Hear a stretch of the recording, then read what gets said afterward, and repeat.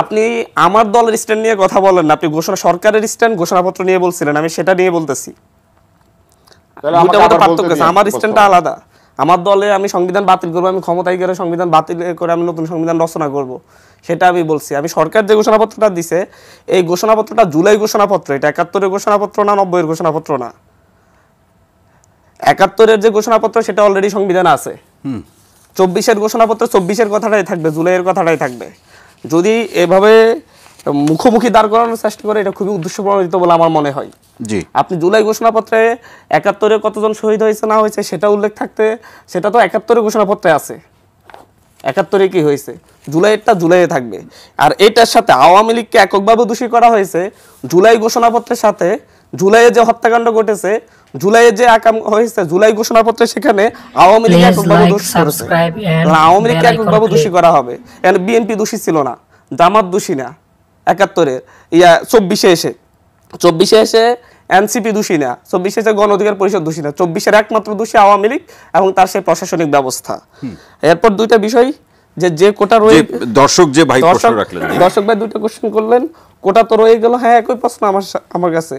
এই কোটা ব্যবস্থার ক্ষেত্রে একটা সংস্কার তো আছে। আমরা তো বলি না কোটা পুরোপুরি বাতিলের কথা, কোটাকে আমরা যৌক্তিক সংস্কারের কথা বলছি, পিছিয়ে পড়া জনগোষ্ঠীকে আগে আনার কথা বলছি। তো কোটা ৫৬% কোটা থেকে সেটা ৫% কি ৭%-এর মধ্যে থাকার কথা বলা হয়েছে।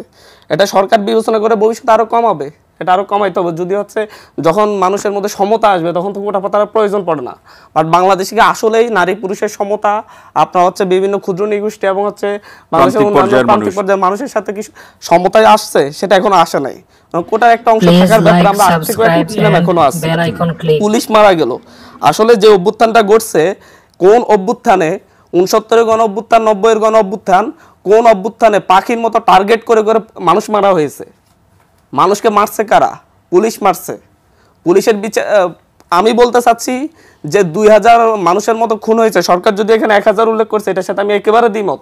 কারণ লিস্টেড যেটা আছে, এরাই শুধুমাত্র শহীদ হয়নি, আরো শহীদ আছে, অনেক গণকবর আছে, সেগুলো চিহ্নিত করে কারা কারা শহীদ হয়েছে সবগুলা শহীদের সংখ্যা নির্ধারণ করা, সঠিক সংখ্যা নির্ধারিত হয় নাই।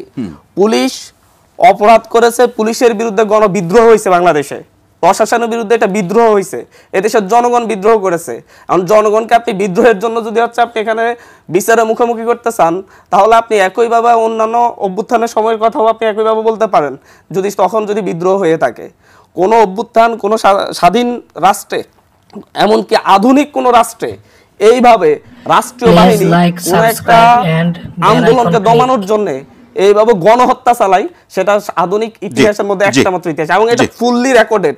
আমি বলতে চাচ্ছি যে ১০০০ সরকারের ভাষ্য মতে ১০০০ নিহত হয়েছে, এই ১০০০-এর সাথে ১০০০টা গুলির সাথে ১০০০ জন জড়িত। এই ১০০০ জন কারা? কতজনকে অ্যারেস্ট করা হয়েছে? বাংলাদেশে পুলিশ বাহিনীর যারা খুন হয়েছে, এটা গণবিদ্রোহের কারণে খুন হয়েছে, প্রতিরোধ করতে গিয়ে খুন হয়েছে। আমরা যখন আন্দোলন করেছি, যখন এই দেশের মানুষ রাস্তায় নামছে, নিচ থেকে গিয়ে পুলিশের উপর হামলা করে নাই, পুলিশ গুলি করছে, পুলিশ আক্রমণ করছে, তারপরে পুলিশকে আত্মরক্ষার্থে হামলা হয়েছে। এটাকে বলেছি, এটাকে আপনি গণবিদ্রোহ হিসেবে দেখছেন। গণবিদ্রোহকে বারবার প্রশ্নবিদ্ধ করার জন্য আমি একটু শেষ করতে দিবেন। এই বিষয়টাকে উস্কে দিচ্ছে খুব ভালোভাবে। ৭১ এবং ২৪-কে মুখোমুখি দাঁড় করানোর। আমরা বলছি ৪৭ আমাদের ইতিহাস, ৭১ আমাদের ইতিহাস, ২৪ ইতিহাস, তিন জায়গায় ৩ স্তরে আছে। দুইটাকে মুখোমুখি দাঁড় করাতে গেলে আবার এক ধরনের বিভাজন তৈরি করা হবে। কোনোটা পরিপূরক বা বিকল্প না। ৪৭-এ আমরা ব্রিটিশদের থেকে মুক্তি পাইছি, ৭১-এ পাকিস্তানিদের থেকে মুক্তি পাইছি, ২৪-এ এসে আমরা ভারতীয় আধিপত্যবাদ থেকে মুক্তি পাইছি। এই তিনটাকে আলাদা দৃষ্টিতে দেখলে, আলাদাভাবে বিচার করলে, তাহলে এই কোশ্চেনগুলো থাকে না। আব্দুল হান্নান মাসুদ, আপনাকে অসংখ্য ধন্যবাদ।